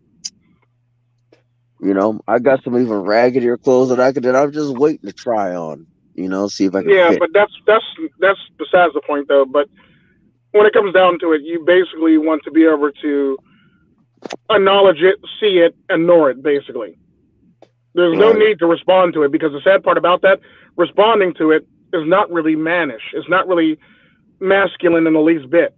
It's one thing if it's an emergency, actual emergency, being responded to it. It's another thing if it's like, somebody says something about what you follow, what you believe in. Like, I don't Right. see none of y'all here like running out here out the mouth to try to protect the religion. I don't see none of y'all running out here running off at the mouth to try to protect the race. Right. But y'all want y'all but y'all willing to put like a philosophy on a line like that. And the sad part about that is y'all ain't willing to actually protect your real life or protect your loved ones or at least go get your loved ones back from the court system. It's like we want to do this stuff and split hairs and stuff like that. And it's like, well, is that really important? You had to focus all this time on this nonsense. Right. That'd be like me having an argument with my toddler. Yeah, and also like, and when faced with that decision, what do they decide to do? They decide to start making videos about it and go on YouTube. It's like, what are you really doing? Why are you doing that? Like, none of us are gonna. We're not living in your town or whatever. We're not gonna be there to hold your hand. So what is it you're doing? And basically, they're looking for sympathy. I'm gonna give you a prime example. I'm gonna use myself as an example. But for the majority of my life, I've done a lot of struggling. I mean, I can count. I can't even count how many times that my bank account was in the negatives. And I was working overtime, working a 9 to 5, working a job, a dead end job, but I can't count how many times my account was in the negatives. So I figured out what I needed to do. I mean, I took the steps that I needed to take to basically pull myself up and basically observe, and which led me to where my career choice is now. My account has not seen the negatives in years. Because I not only learned how to budget a little bit, I learned how to budget better. I've also combined that with the work with a stronger work ethic to basically want to do more and to base in planning. For the longest, it's like I literally had to pull myself up and basically mellow out, and just basically sit there and think, what can I do to make my situation better? I'm sick of working 10, 12, 15 hours of overtime with nothing to show for it. And it got frustrating. It got annoying. And it was like, but basically I didn't complain about it. I just basically thought of how to maneuver, how to get out of it. Yeah. All these people are complaining. They're not doing anything to fix their problem, not his problem, not her problem. Like that's basically like when it's kind of like the pay gap when we talk about it. And it's like I remember when I was talking to a woman, and she was working overtime, and she was only making like $8 to $9 an hour. And I remember when I was in high school, when I had my first job, I literally made like 50 cents to $1 less than what she made. And it was like one of those things where it was a watershed moment. Like, interesting. You basically took a job that I basically had in high school, or you're basically working a menial job at the same rate that when I was actually making when I worked in a kitchen in high school, basically. Like, think about that for a second. Like, some of these wages I made these when I was in high school. These women are literally working these wages thinking that, well, they should up the minimum wage. What? I mean, it's not about, you're not supposed to, minimum wage is not supposed to support a family. Minimum wage is for young kids who are basically learning about the job, learning about the business world, the job market. Well, minimum wage or anything like that is basically nothing more than a stepping stone so you can better yourself. It's basically you get your money together so you can better yourself, so you can find a better job to get paid more money so you can actually keep it going. You keep stepping up the ladder basically with that money. It's like you don't stay there and make it your lifelong career. Or older people that basically retired and just either want some extra piss around money, or just basically just don't want something to do. I know older people that actually make more money than that. Being a Walmart greeter. Wow. Well, then that sums that up. That's a shame. That's a shame that the older people are just more wiser than some of these people who want a raise in minimum wage. That's sad. Yeah, I mean, it takes time, effort, commitment, hard work. It also takes the ability to improve the situation. But the sad part about that is it takes all that stuff, but people want a shortcut. People want the fast way. Right, yeah. People want to get there as fast as humanly possible. They don't want to actually work for it. They just want it handed to them. Yeah. Yeah, and that's why, like, on top of seeing things getting worse, like in the future with this sort of behavior where people want a shortcut and they're going to create drama as a distraction, etc. We're probably also going to, well, we already mentioned it, like the collapse sort of thing. So we're going to see people struggling to do that. So an increase in the desperation of these people. Right. Yeah, literally, man. It's basically what they refer to as dime a dozen. All those employees are pretty much a dime a dozen. You walk out, they'll pretty much replace you with another person. Yeah. A very poor work etiquette as well. Hmm. So whatever work they actually do is very sloppy. Yeah. It's like they don't even take pride in their own work. It's like, well, it's just work. Well, you get paid to do it. They expect you to do it a certain way. Well, you don't pay me enough. Well, how about you work for it and you'll get paid enough, and maybe you'll appreciate your job a little bit more. Yeah. If you actually put in some actual work. I mean, it's work at the end of the day. It's like not a holiday camp. Yeah, right. Get on with it, man. right. I was thinking that too before you said that. Yeah. Remind me of like times when the women would be, they'd find it's like being in a hair salon. They're just gossiping. So, are you maybe working? They're on their phone or whatever. It's like, hang on. I'm glad I'm not a boss in that sense, because if I had to pay these people, it'd be like money down the drain. Definitely. And there they are. You couldn't say that out loud. You couldn't say that out loud because you'll be in trouble then. So then they are demanding and want to get a pay rise. And it's like the bloody cheek and the audacity in that. First off, is like, I personally, if I was a business owner, I would not. I would basically, literally. There's a reason why they have references, and they call previous employers. There's a reason why first impressions at a job is important. There's a reason why they check your Facebook, your Instagram, and all that stuff before they hire you. Yeah. Because then now they don't even have to do all that. They can basically just check it.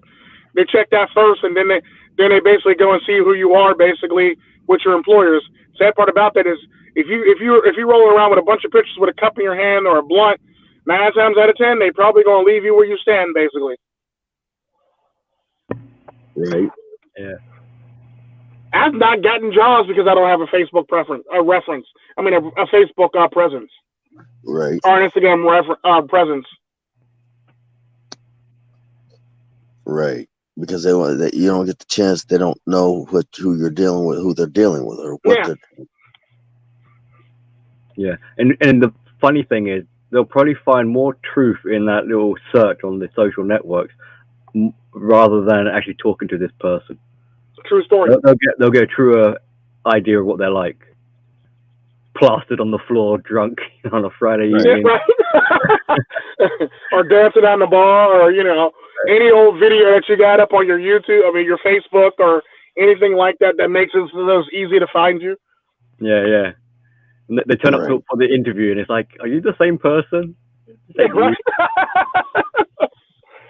Right.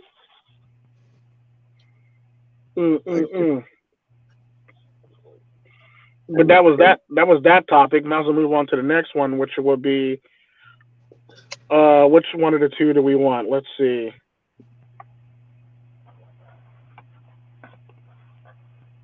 All right.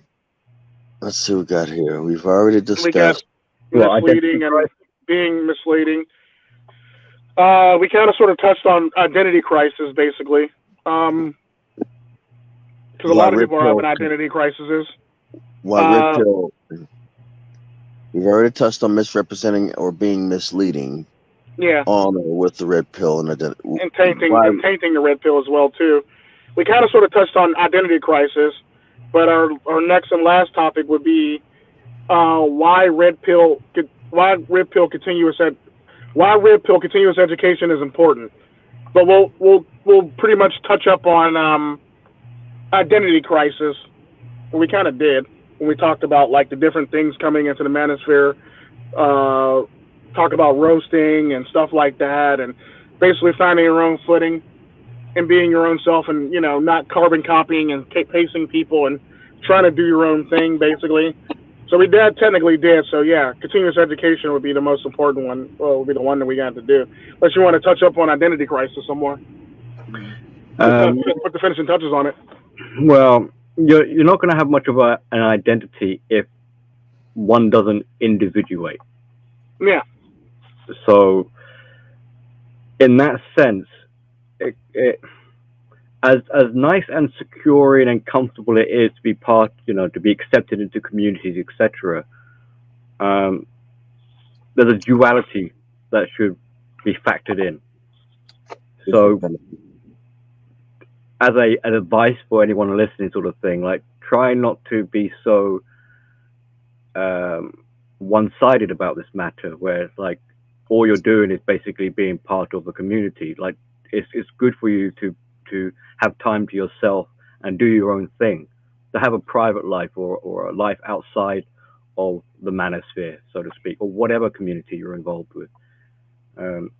And that's for some people, they already do that. For others, it's something that they can achieve. Maybe they need to consider how much they're allocating their time. But sadly, for a lot of people, that if anything, they're trying to actually avoid.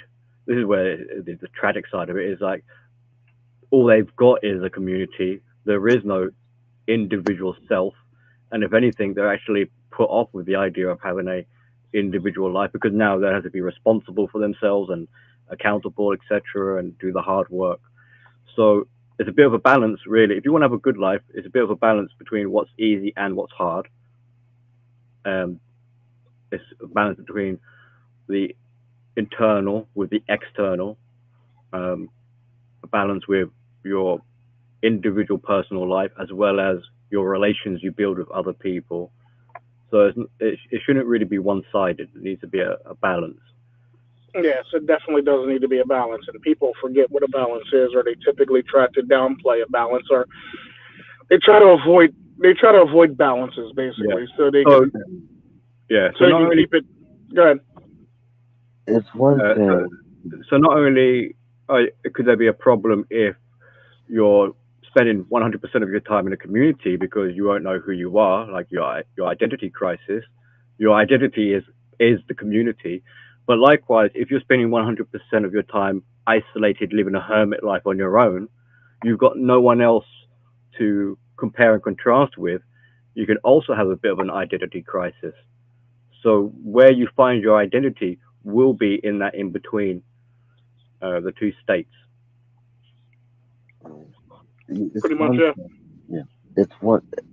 People will have mentors throughout their life at all ages, young and old. They will have mentors of younger than them. They will have mentors that are older than them. It's one thing to basically show aspects of your mentor, of your mentors in your personality, but you also have to take what they have taught you, and you also have to grow as a person with it. You have to grow. Make it your own kind of thing. Right. Yeah. You have to find yourself. You have to find your own, like I said, again, here we go with the own way thing. You have to find your own way. You can't be going his way because his way is not going to, their way or whoever's way is not always going to be beneficial to you. Yeah, living in the shadows of someone else. You will always be hidden. You will always be concealed. You will never be seen if you're living in somebody else's shadow. True. But you have to basically find the light that cast upon you. Yeah, I mean, it doesn't necessarily, great words. I mean, we're not suggesting people need to be like renegades and just like wild and like a hee, I'm just going to go ramping up in some random direction, So it's a guy who's meant to. Yeah, definitely. I mean, if it makes them feel better, then I guess you do you, boo. Go frolic naked in the field. That's gonna be the new one. You do you, boo. Bleeding Edge Red Pill 49. You do you, boo. Wow. Oh my God, let me stop now. But yeah, it's one of those things where that should be like Bleeding Edge Red Pill season 3. You do you, boo. Yeah, go your own way, boo. Right? Yeah, but you always got to find your own footing. You always got to be your own person. You always got to be your own authenticity. There's a lot of people that run around trying to be something that they're not, or pretending to be something that they're not, or acting as a certain character online, and they're not that person in real life. I get that sometimes that you need to be that person, yeah, because you're trying to protect your identity. But the sad part about that is how much of your real self are you sacrificing for your fake self? Is then what you have to ask yourself. Yeah, everything comes with a bit of a price, doesn't it? So yeah. Sometimes a bigger price than you want to pay, or sometimes even bigger price than you think it does. Because then, like, you got people that are trying to protect their identity, and if you're being fake, then people find out you're fake, and we all talking about you later. Right. It's like, yeah. The bigger the headache, the bigger the headache, the bigger the pill. The bigger the doctor, the bigger the bill. Facts. That was a good one. I get that from a song. Yeah, true. And that's very true. That's the sad part. When, yeah. Older song. Yeah, I know. That's like that in real life, though. That's the sad part. But yeah, I guess we might as well mosey on to that last topic about continuous education and such. So why is it important? Well, for obvious reasons, like if it isn't continued, if we don't bother educating people, then the things that we've discussed will accelerate even faster than faster than we can imagine. You know, imagine if no one was given any pearls of wisdom or anything like that. It would be just catastrophic. I mean, there wouldn't really even be a red pill philosophy anymore at that point. It just people just doing whatever they think is, well, not even what they think is best, but they're just being impulsive and doing what they want to do. It would be nothing but more than chaos, complete and utter chaos. And it's like if you're not basically continuous red pill education, if you're not learning, you're not growing. Yeah. If you're not learning, you're not going to be. You're basically going to remain stagnant. You're not going to be able to navigate the challenges that life is going to throw at you. Well, it's not even that you remain stagnant. I mean, if you did remain stagnant, in some ways, it's like you're being suspended in time. So there is a chance of hope. But more likely, if you're not growing, you're withering away. You're going to be accumulating bad things because you're making bad choices. So you're it's like a twofold effect. I'm going to use myself as an example. There was me before the red pill. I didn't know anything about the marketplace value. I just thought that. I mean, I just thought that okay, this person's not into me. It just went by the numbers game. Then I learned of the marketplace value. Then I did an analysis of myself, of where I stand. So, with an analysis of myself or where I stand, dictated on me learning how to accept some things in life about myself that earlier in life I would never be able to accept, and just basically roll with it. I would never have. I'm still learning how to be by myself, but I have assistance of a dog, and you have to learn, because there's some things that are affecting life. You're gonna get old. You're gonna get sick, and you're gonna get old, and you're gonna die. You're gonna get sick where your mobility is not gonna be at its peak, where you're not gonna be able to move at your peak for efficiency. You're gonna get old. Your body's gonna break down. You're gonna be slower. You're gonna be more sluggish. Your agility is gonna be down, and you're gonna die. And you're gonna die. You're gonna die. eventually, whether it be today, tomorrow, many years down the line. However, you're gonna get old, you're gonna die. The thing is, just like it's an acceptance process. You have to basically be learning either from your elders or somebody who's already there, uh, miles ahead of you, on what you're going to experience and how to basically navigate that challenge. Yeah, you're reminding me of I did a video on it, the stone cutter, the story of the stone cutter. Mhm. Yeah. So just a quick recap. It's basically what you're saying. So like the acceptance of getting old and being content. So in the story, this old, debilitated stonecutter of a man wishes he was like the sun. So the spirit gods grant his wish, and he becomes the sun. Then he realizes that the clouds can block the sun, so he believes, oh well, the clouds are more powerful. I wish I was the clouds. So he becomes the clouds, and then he learns that mountains or something like that, mountains can get in the way of the wind can blow the clouds away. So it's like, the wind is more powerful. I wish I was the wind. And then he realizes mountains are more powerful because they can stop the wind. So he's like, I wish I was a mountain.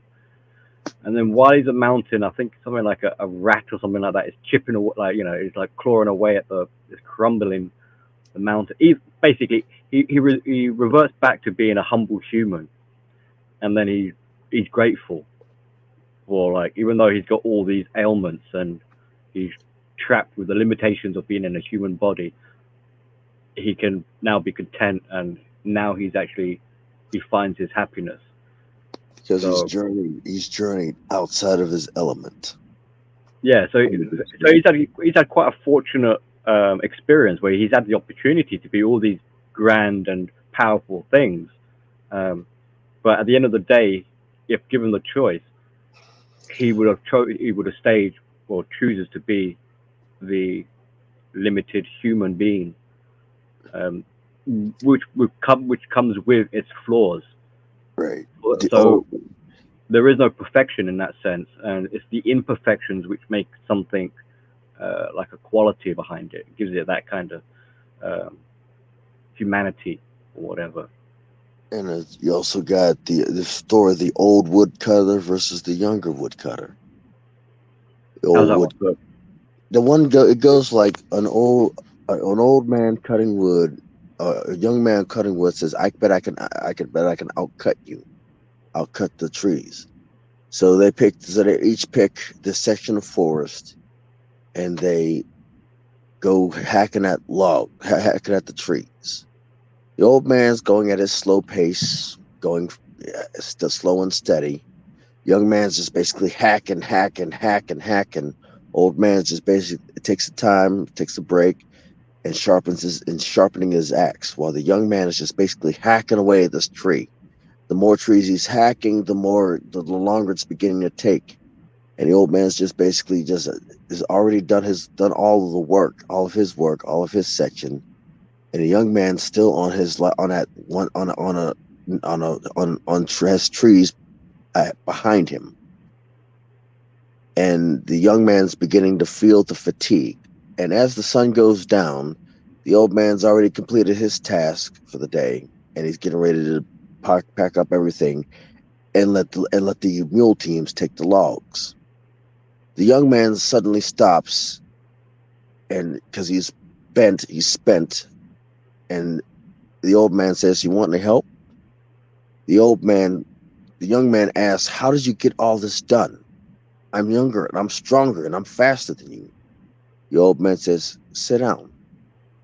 While you were cutting that wood, while you were still cutting the logs, I was taking a break. When I took that break, it allowed me to recover. While I was taking a break, I was sharpening my axe. And while you were still hacking, your axe was becoming more dull.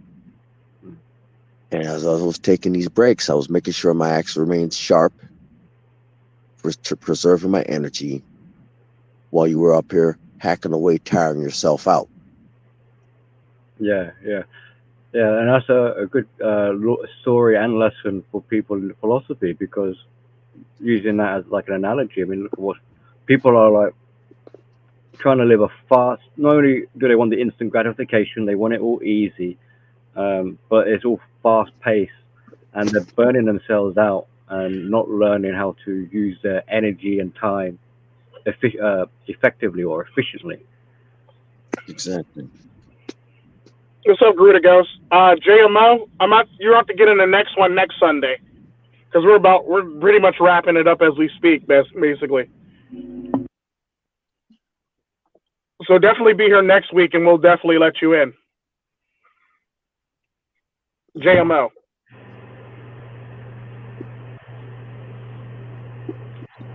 Yeah. So why is it important to continue the education? I guess for the benefit of two different types of people. For the newcomers, it's trying to set them up with a good start kind of thing, for a lack of better terms or whatever.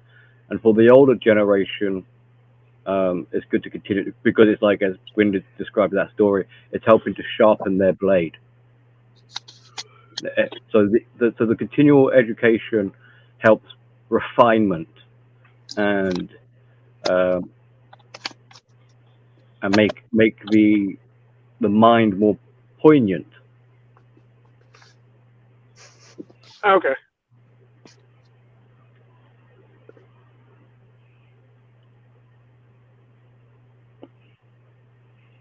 Yeah, JMO. Be here 5:30 Eastern Standard Time, New York Standard Time, basically. Next Sunday, we'll definitely drop you a link so you can jump in. And Gruda, I had Security Suite send you a link. So if you got a link from Security Suite, it's my Security Suite, and it basically sends links out. Since Yam's not here, and I don't have Infamous Rifles Discord, so it basically sends out links automatically if Yam don't send them out.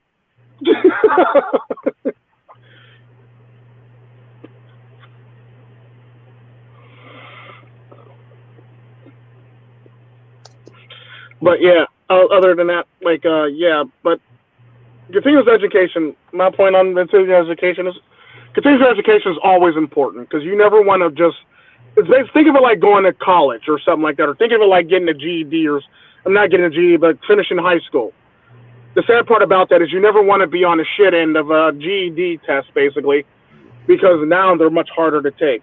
You actually got to learn some actual stuff to actually pass it now, sadly. And you never want to be, learning the hard way, if you know what I mean, if you don't have to. And sometimes you have to learn the hard way, and it's good to learn the hard way, but sometimes if you can avoid it, you can be a wise man and avoid the stuff. You can be a smart man and learn the hard way, but you can be a wise man and avoid the stuff altogether. It's all about your learning curve, or how you learn to make you a better human being. If you have to learn the hard way, or if you have to learn hands-on, sometimes that's the best way to do it.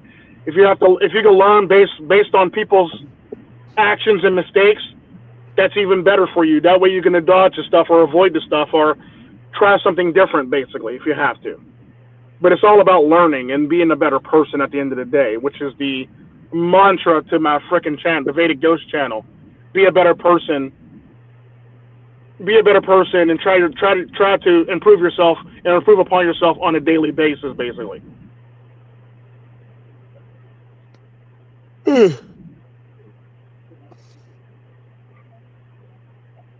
Gruda Ghost, I'm definitely going to check out that email. I'm sorry.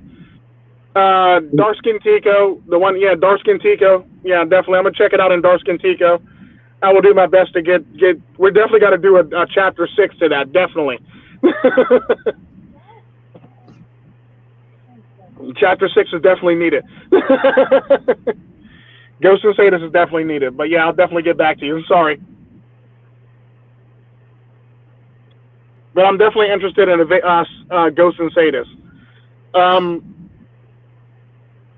But yeah, anybody want to add anything else? A small little one for the education thing. It shouldn't really be a motivation for it, but bear in mind, insidious people, predatory people, bad people, they're doing their form of educating. They're learning new tricks to manipulate people and things like that.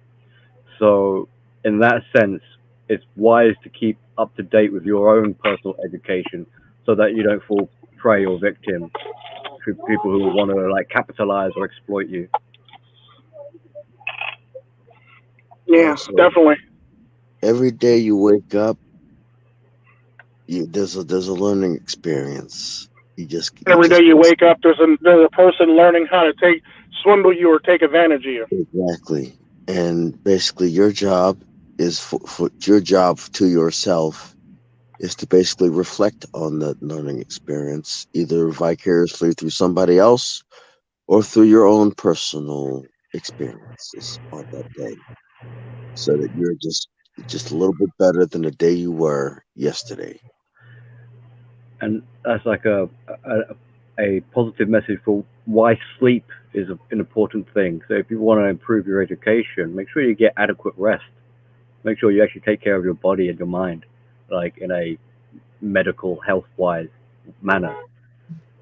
Yeah. And the neat thing about that is, while he's on that topic of taking care of yourself and, getting rest, the average human mind can only focus on like a topic or something that you're learning for a grand total of like 30 minutes, if that, sometimes less than that.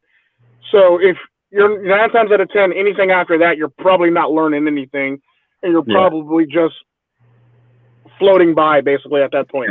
Cut it into so learn to take a break and come back and restart again. Yeah, definitely. Yeah, take a break and have refresh.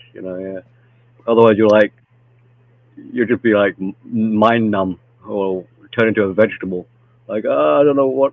You're not gonna wake up and be like, "Whoa, I know kung fu," but right. This ain't the Matrix. You're not gonna learn kung fu like that. You don't get plugged into a system, and you don't download your information. You don't download information via your brain. Yeah. Can you do it? It's quite possible. Science is working on it, but not yet. And the obvious one, like the temptation of cheating and cutting corners. Obviously, like losers never prosper, that kind of thing. So you're only cheating yourself. Sometimes they do. Well, I mean, typically they had to cheat to get there, but typically the question is, can they sustain it, or how would they go about sustaining it then? Yeah, but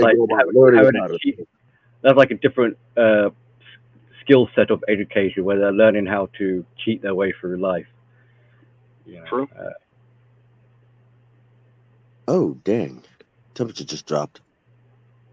28 degrees. And sadly, this is what a lot of temperature just dropped 28 degrees. Yeah, pretty much. This is what a lot of parents are teaching their kids now, is basically how to shortcut it. Like, this is what you need to learn, how to manipulate the system or something like that. And here's the thing about the system, though. The system pretty much knows all this stuff. So it's nothing new. So, trust me, just because you're teaching your child to do this, you're basically teaching your child an old skill that everybody knows. So the sad part about that is this: think of it like white blood cells. When something affects it or something enters your body, your white blood cells go on the attack. Yeah. Well, they pretty much kill it. They kill it off. They learn its DNA. They mimic it, and then they learn that skill, so they know when something like that comes again, they just jump on it and give it a full on beat down, basically. Yeah, but what happens with these parents that are teaching this is that the child will grow up and end up cheating the parent, and then the parent's like, I've raised a monster. It's like, well, it's come back and bit you then, hasn't it? Yeah.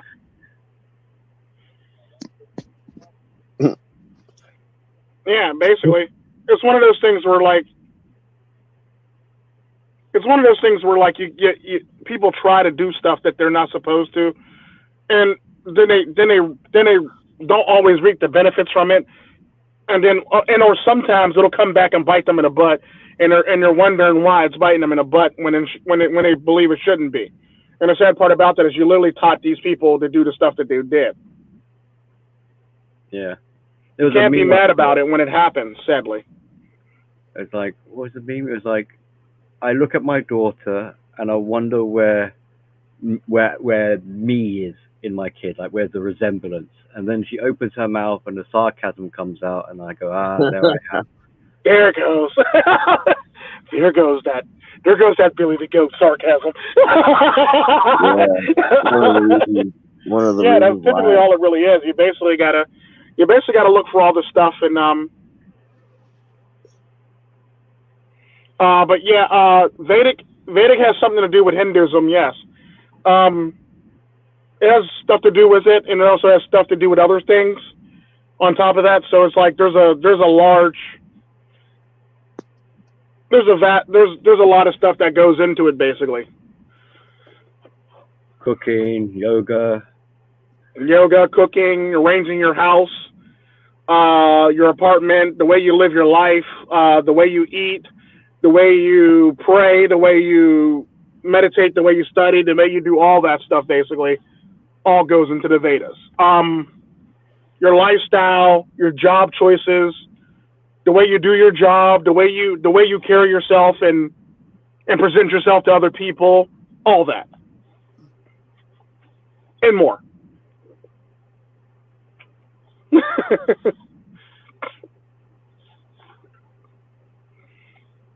But yeah, you too, D man. Anybody, any closing thoughts, or do you want to keep on going, or any closing thoughts? I think we covered it pretty well. I think we did too, and we did it without Yam. Interesting.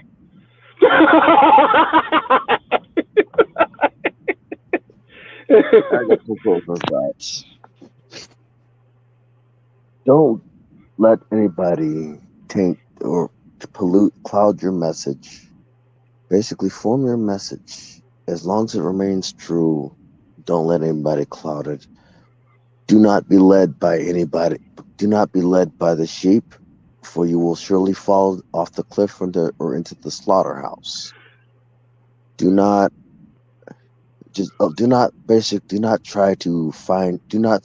skip on trying to find yourself and who you are as a person, whether you are as a woman or you are as a man. And don't try to dictate on what a man or a woman. Don't try to dictate on what a person is or what a human being is, because there will always be somebody that'll be doing the same, and two clashes do not go well with each other. Basically, do not let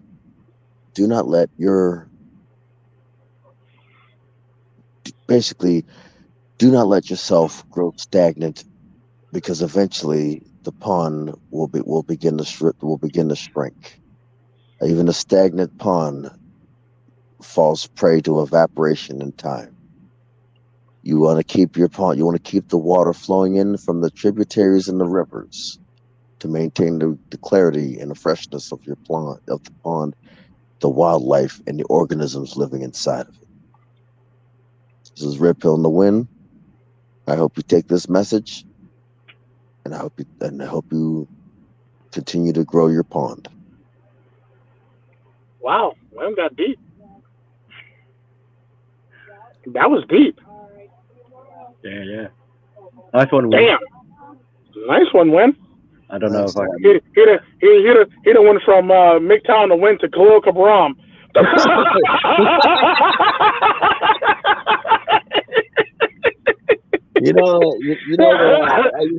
My dad used to have this thing called quotable wins. He went Khalil Kabram on us and shit. I don't think I can top that one. Shit. All right, Billy, you go ahead. There is no way to perfection. Perfection is the way. No. Being enough is perfectly all right. So, acceptance, contentment,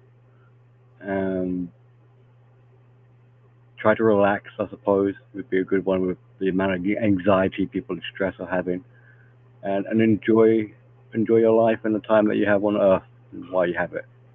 So be appreciative, be grateful,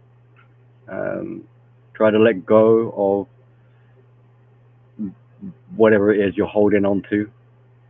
And in that sense, that is where you'll find your liberation and freedom. So have a good evening. Thank you, gentlemen. And those in the chat as well, thank you. And I'll see you all again next week.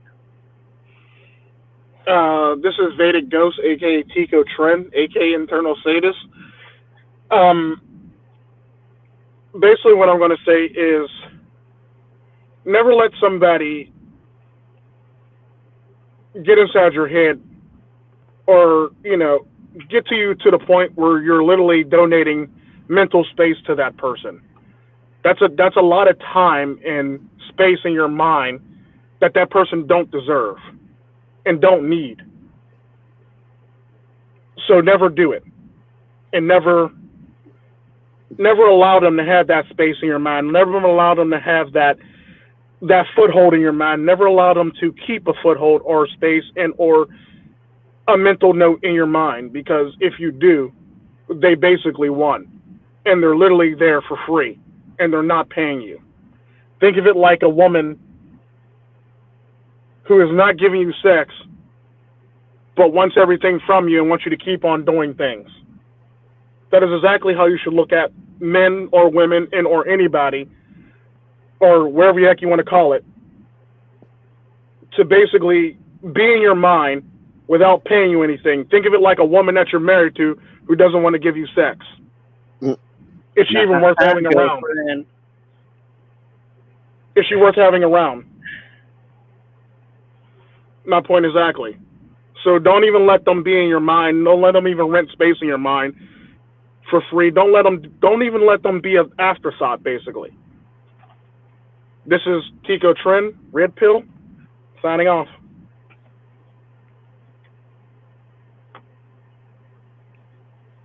Y'all be blessed. We'll see you next week at the same time, same bad channel, and outro. And I'll have a new outro for us next week. It'll be all finished next week, because I got to take out people and I got to put in some people and I got to slow it down so Wayne can actually be seen in the actual opening credits. So if I take out one person, he should be seen. But yeah, y'all be blessed and have a good one. And here goes the outro.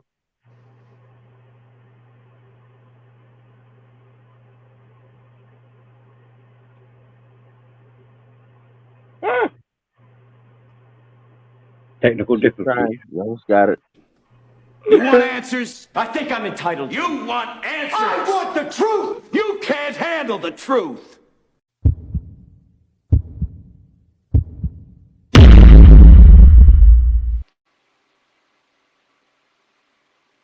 Sue's perfections, ooh, Sin City, Montana, Coke boys, ooh, we run the city. Homie tryna keep up, ooh, they going broke. I'll finish your career, ooh, get a rope. Warning, warning, warning, warning. Dope money.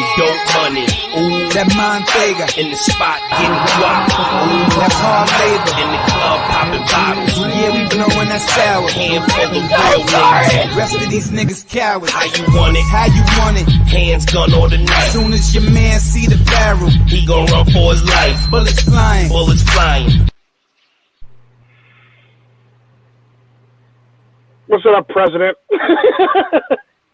You're late to the party. Huh?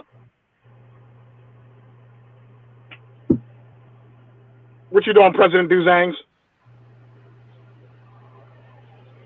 What's up? What's up? You're late to the damn party. How you gonna come late when the show's over and shit? Is the end of it, or did you guys? Huh?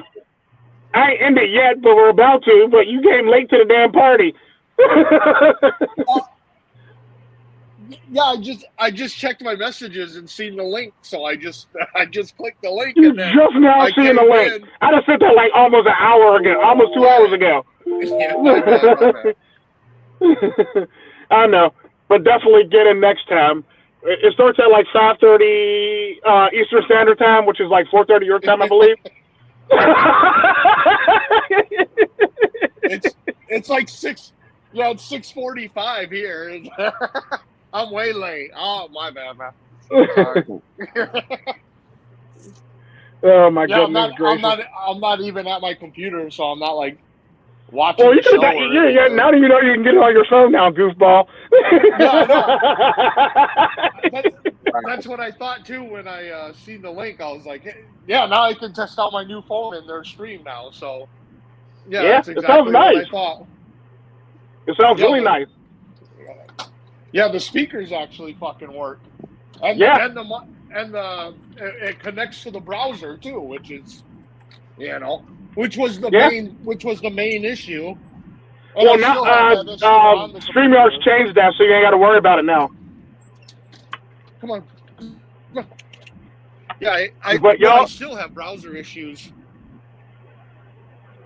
Well, yeah, they changed it so you can actually get in and make it easier for cell phone users to get in now. Before you had to do some special extra stuff with special extra sauce and lettuce, cheese, and mayo and shit just to get in. Now you can just get in quite easily now. Yeah. Yeah. Well, I suppose you guys already ran the credits. Yeah, yeah. You were in the credits. You missed it.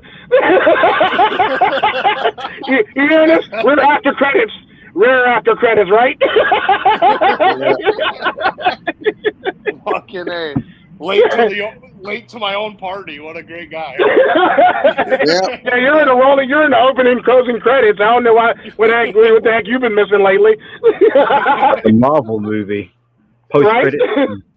This is the bloopers highlight reels after the fact. This is the after party. After party. General late to the battlefield. Right? That's right. At least I'm at the right battlefield, though.